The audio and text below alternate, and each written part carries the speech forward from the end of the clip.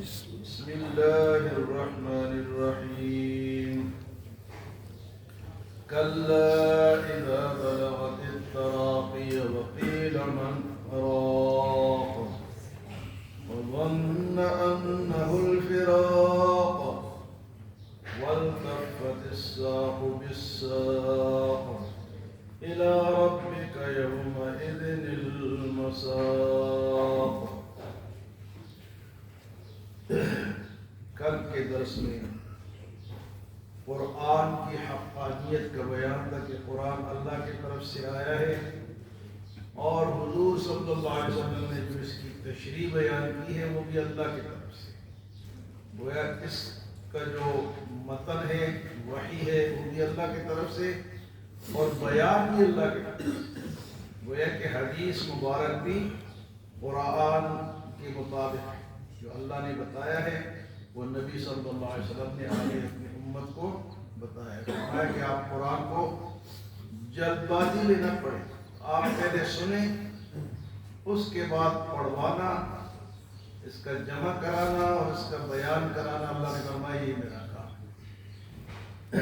اس کے بعد کہا کہ تمہیں دنیا بڑی پسند ہے, کلا بل تحبون العاجلہ, دنیا تمہیں بہت پسند ہے, وتذرون الآخرہ, اور آخرت کو تم چھوڑتے جاتے ہو, اس کی فکر نہیں ہے. یہ ہم سب کے لیے, ہم سب اسی طرح ہیں کہ دنیا کی محبت ہر بندے کو ہے اور آخرت ہر بندہ بھولا ہوا ہے. تو اللہ نے حقیقت بیان فرمائیے, فرمایا کلا بل تحبون العاجلہ وتذرون الآخرہ.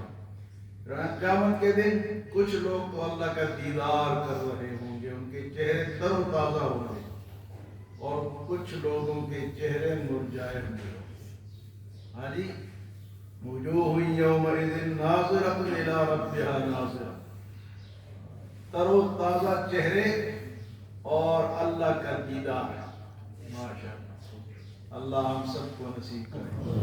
اور فرمایا وجوہ یومئذ باسرۃ, کچھ لوگوں کے جو چہرے ہیں وہ گرد آلود ہوں گے, تظن ان یفعل بها فاقرہ, اور وہ یہ یقین کر رہے ہوں گے کہ آج ہماری پکڑ بڑی سخت ہے. تو آج کی ان آیات میں مزید قیامت کا منظر ہے, موت کا منظر, آپ موت کا منظر کہہ سکتے ہیں. اور میں کلا, ہاں ہاں ہرگز نہیں, اذا بلغت التراقی وقیل من راق, جب سانس ہنسلی تک آ جائے گی, سانس نکلنے کی جگہ تک آ جائے گی, ہنسلی تک ایک ہڈی ہے اس کا نام ہنسلی. فرمایا جب سانس وہاں تک آئے گی تو پھر پوچھیں گے وقیل من راق, ڈاکٹر تو فیل ہو گئے, اسپتال تو فیل ہو گئے, کوئی بندہ اب ہے نہیں بچانے والا, کوئی دم والا لے کر آؤ. کیا لے کر آؤ؟ دم درد والا. وقیل من راق, کون ہے یار کوئی دم ہی کر دے, بندہ بچا دے. اللہ ایسی سخت حالت ہوگی کہ وہ گھر والے اور سارے وہ کہیں گے یار کسی مولوی صاحب کو لے آؤ. جس طرح آج کل لوگوں کا دم درود پر زیادہ یقین ہے نا, اللہ پہ کم یقین ہے اور ان لوگوں پہ زیادہ ہے. اس دور میں بھی یہی تھا, ورنہ اس دور میں اگر اللہ فرماتے نا کہ کسی اسپیشلسٹ کو لے آؤ, ٹیسٹ کراؤ اور اس کے لیے آکسیجن کا بندوبست کرو, تو اس دور میں اس کون سمجھ گا. لیکن چونکہ وہ دم درود والے تھے, کہا لے کر آؤ یار یہ بندہ, اس کی جو سانس ہے وہ ہنسی تک آ چکی ہے. وقیل من راق, کون ہے یار جو کوئی درود والا ہو, دم والا ہو, اس کو بچا دے. لیکن فرمایا وظن انہ الفراق, وہ مرنے والا یہ یقین کر رہا ہوگا کہ اب جدائی کرو, اب جدائی کا. وظن انہ الفراق, فرمایا کلا اذا بلغت التراقی, جب سانس نزع کی حالت شروع ہوگی, سانس گلے تک آئے گی, تو پھر پوچھیں گے وقیل من راق. یہاں پر سکتہ ہے, جب آپ لوگ پڑھیں گے قرآن کو تو سکتہ ہم کرتے ہیں، لیکن عام لوگوں کو سکتے کا پتہ نہیں لکھا ہوا بھی چھوٹا سا. یہاں سکتہ کس طرح ہوتا ہے کہ یہاں ایک دو تین جگہ اور بھی ہے قرآن میں. سکتہ ایسا کہتے ہیں. اب دیکھو قرآن کے پڑھنے کے بھی جو انداز ہے وہ سارے ہمیں پتہ ہے.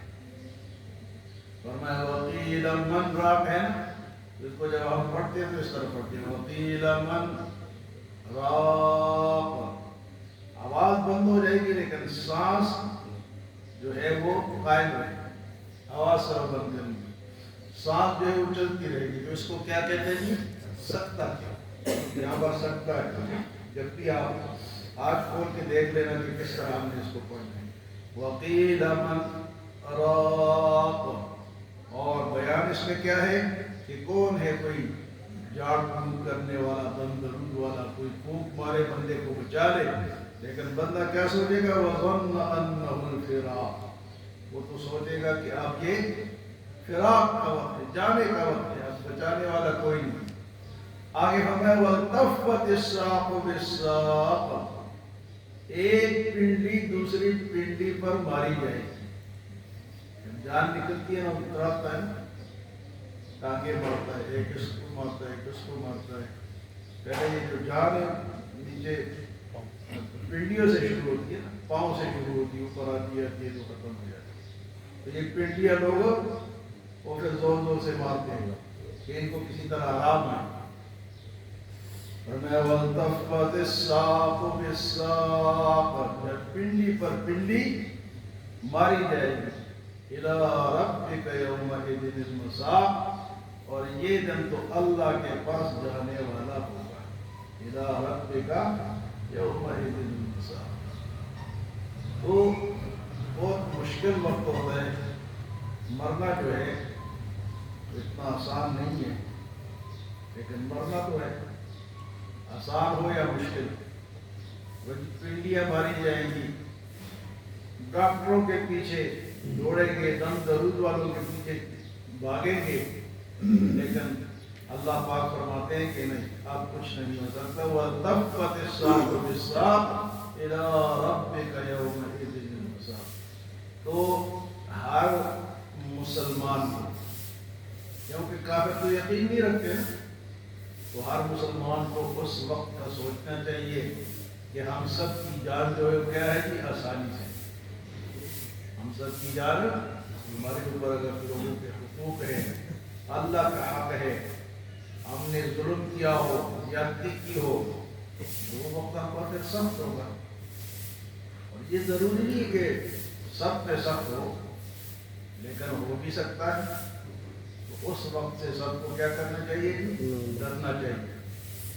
اور ہماری عادت ہے کہ وہ کہتے ہیں کہ قدم سوئی مرقد، نظر سوئی دنیا. قدم سوئی مرقد، قدم تو کس کے طرف ہے؟ قبرستان کے طرف. قدم سوئی مرقد، نظر سوئی دنیا.